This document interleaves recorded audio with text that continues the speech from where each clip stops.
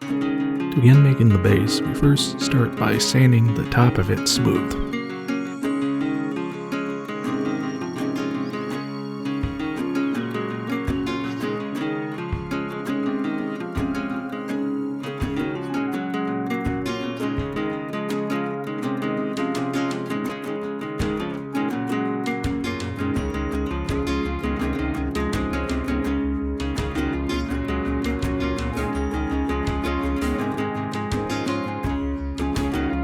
Next, the sides are sanded as well as all the curved areas.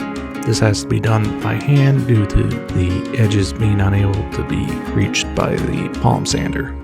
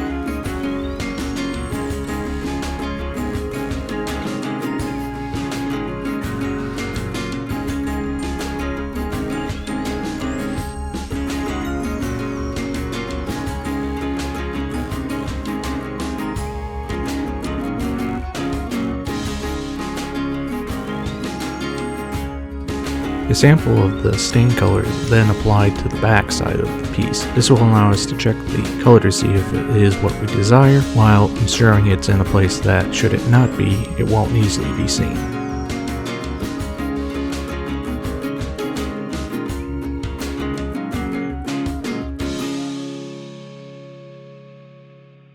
The sample found to be satisfactory, we can now begin staining the rest of the piece.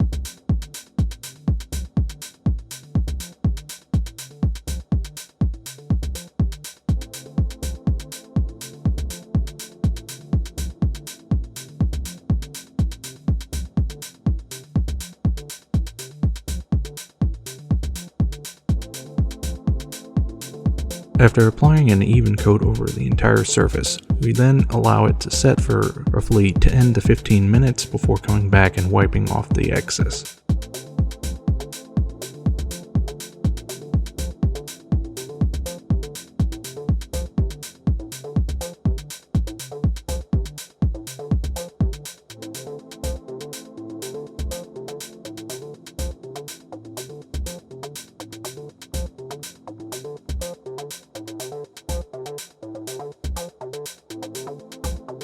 After allowing the stain to set for several hours, we then come back in and apply a second coat. This will ensure that there's an even coverage of the color and to make sure it is of the proper tone.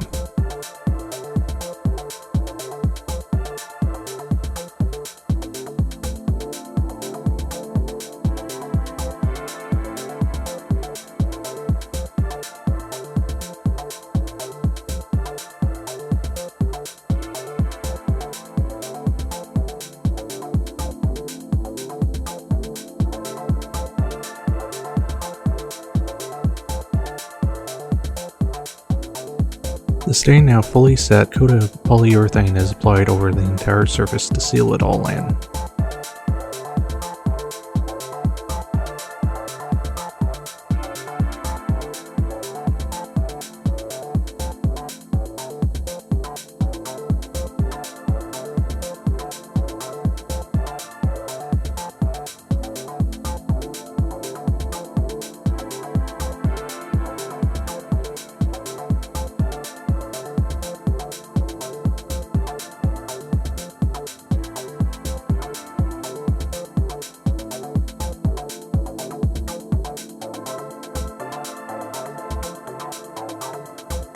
Once the polyurethane sets up, the edges are masked off so that we can then begin making the tarmac surface.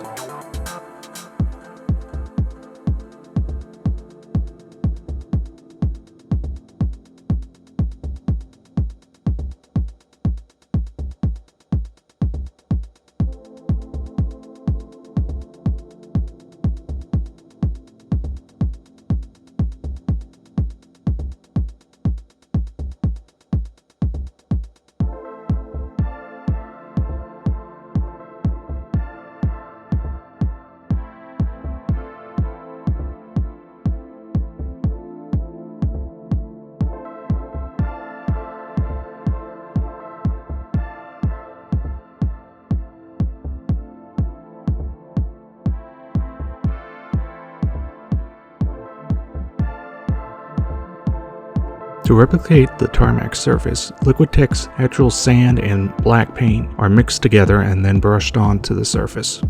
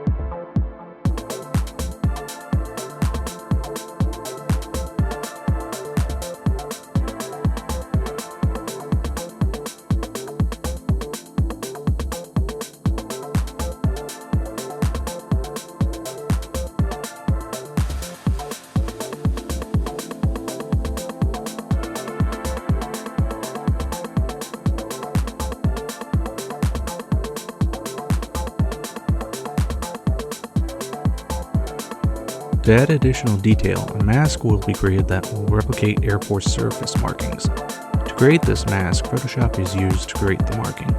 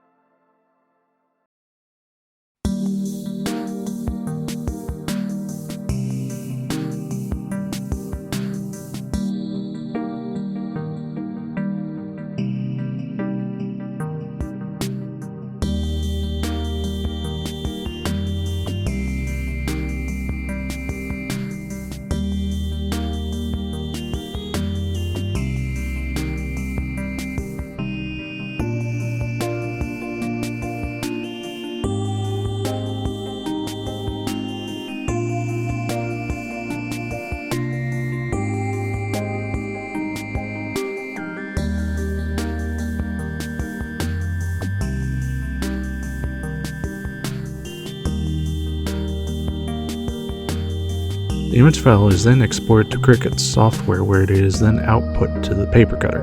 The paper cutter will cut the mask out of a sheet of masking film.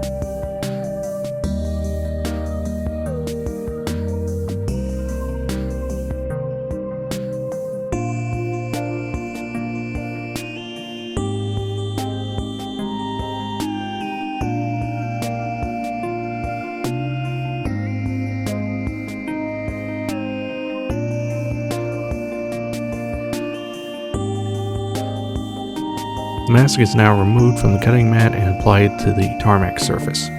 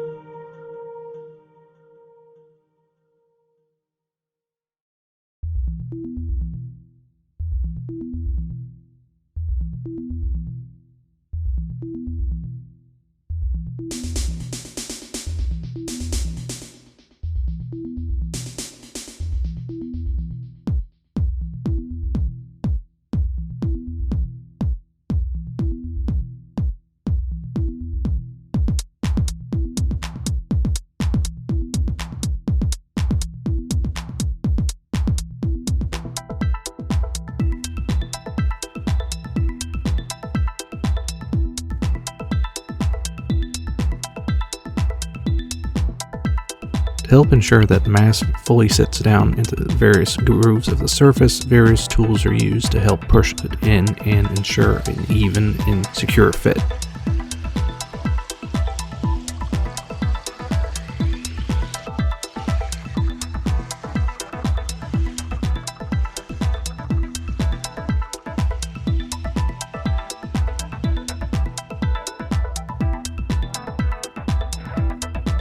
To help ensure that no excess paint gets on parts of the tarmac we don't want paint on, additional masking is done around the original mask.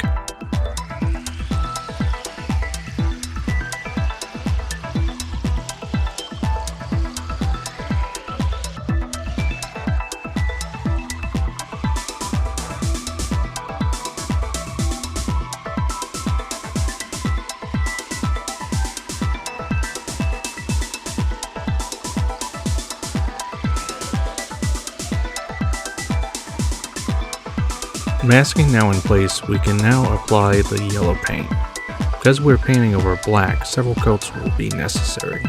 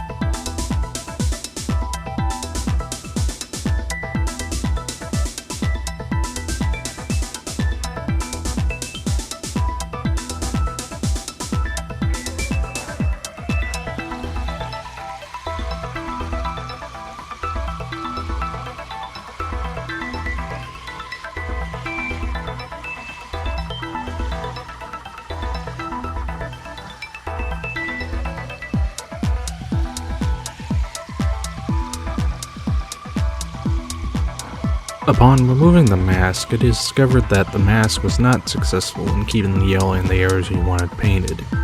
This necessitates touching up the areas that the yellow got through by hand painting back in the black.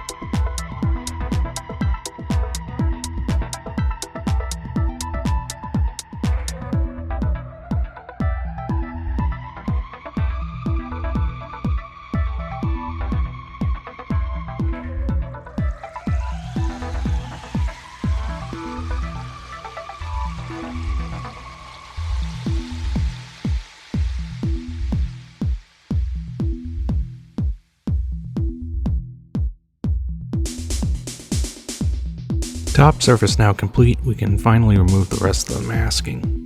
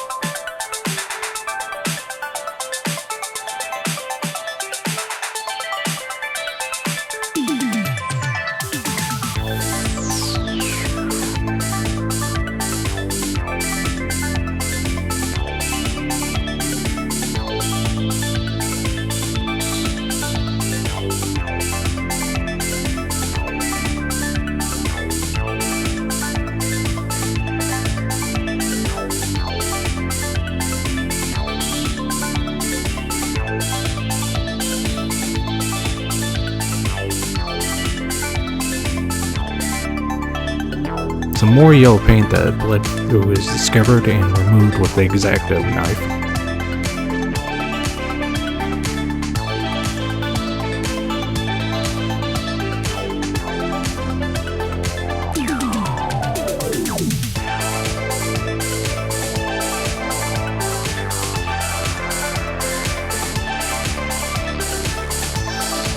To help make it easier to move, felt feet are added to the bottom of the base.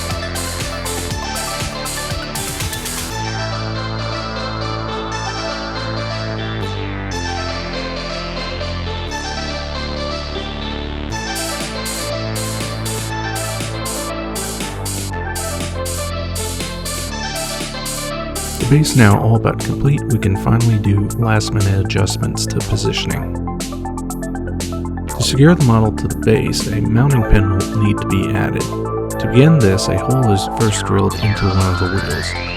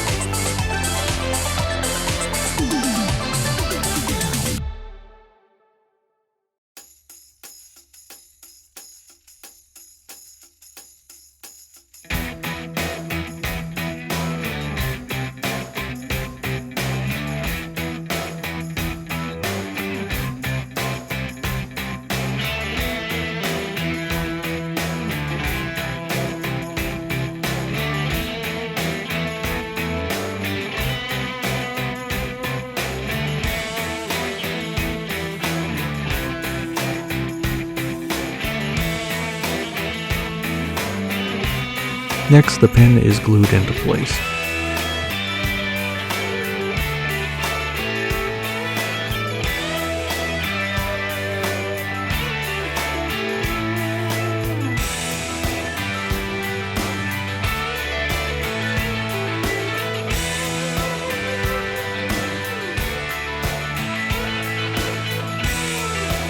Using the pin, we now mark on the base where we'll need to drill the hole for the pin to be glued into.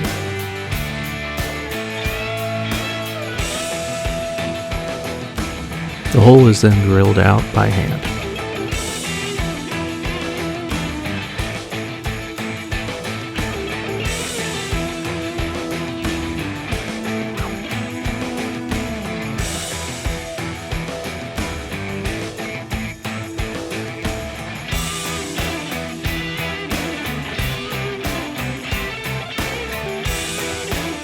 Finally, the model is glued into place.